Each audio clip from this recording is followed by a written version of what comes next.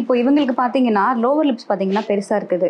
But Appar lips வந்துட்டு lower lips அளவுக்கு ஈவனா இல்ல. ஸோ நம்ம எப்படி வந்துட்டு லிப்ஸ பேலன்ஸ் பண்றது அப்படிங்கிறது இந்த வீடியோல பார்க்கலாம்.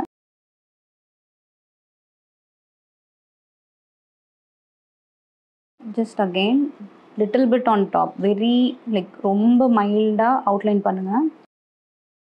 You can follow the natural lip line.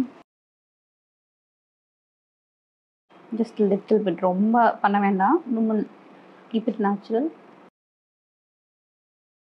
So as you can see, lips getting balanced automatically.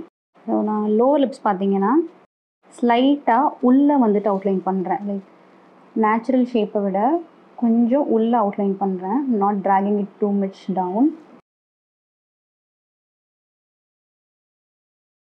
So if you want to keep it nice and natural, you can go for lighter shade for the outlining and fill it with any color that you like.